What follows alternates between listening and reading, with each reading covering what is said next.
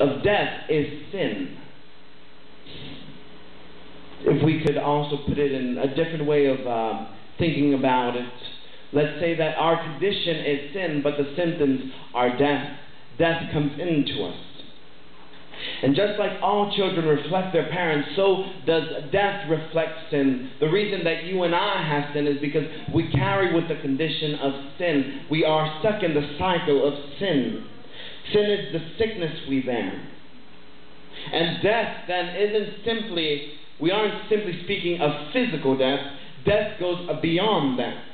Death is also spiritual. You no longer are alive. All you are is movement.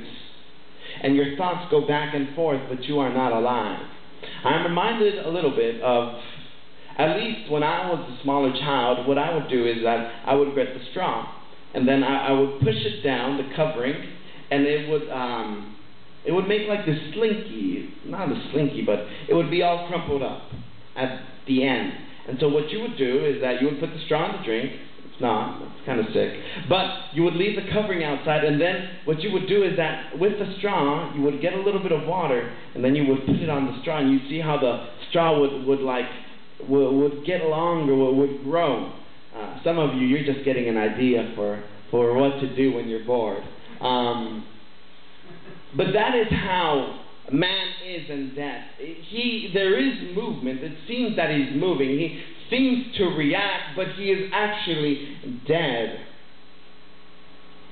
If you were alive, the Spirit of God, the breath or the wind, in the Hebrew, the ruach of God would be in you, and you would live in His presence, but sin holds you, and death holds you too. Your family is shattered. You don't get along with your dad. You don't understand mom. You can't understand or stand your spouse. You hurt your sibling, and you don't care or pay attention to your children. So you are dead to your family. You have no peace. You don't know where you came from. You don't know where you're going.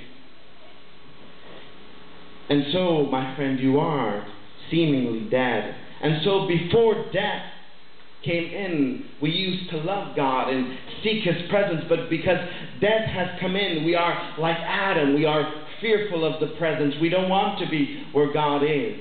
I was commenting yesterday with my father on Genesis 3, and it's such, though it is the fall of man, and we see how man rebels against God, we see the mercy of God still there in the chapter, because God sees everything, amen? God said that the moment they took of the fruit, they would die. They would die.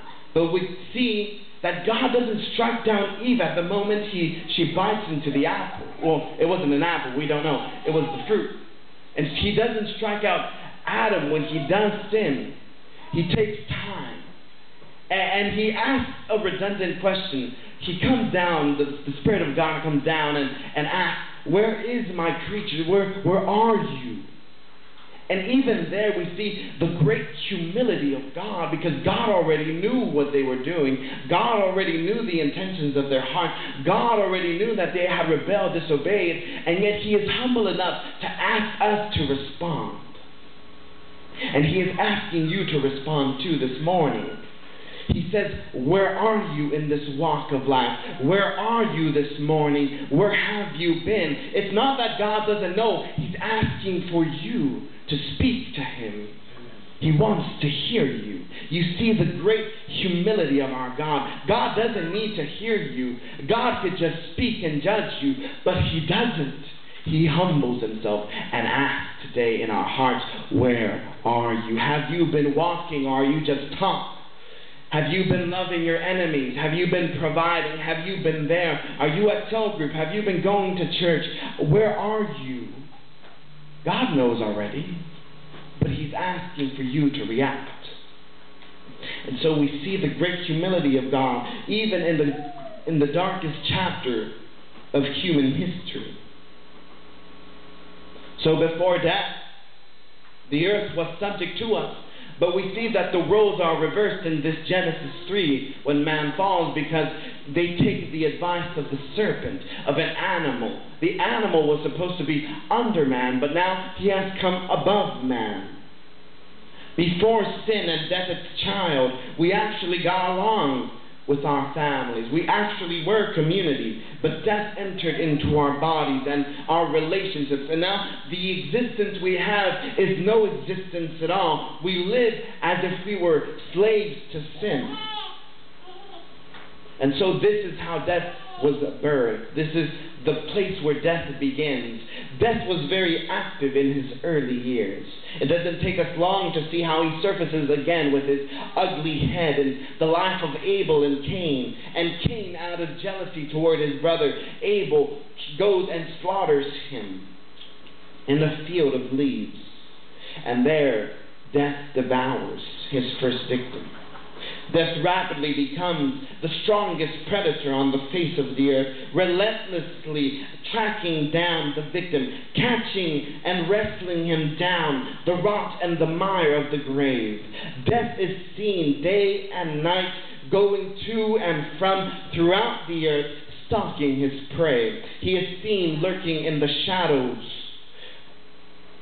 with the souls of men in his grasp. He is the terror of the night. He plays no favorites, and he is not prejudiced. He leaps upon the young and the old, man and women and child alike, red, yellow, black, and white. It doesn't matter to him. He takes, he grabs, he rides the wind gaping and screaming for the body and the souls of men. He is in the waters and the beasts of the deep, who take and grab hold of men and women and do not release them again. There were warnings, however, of maybe death being overcome, because it seemed that God chose a peculiar people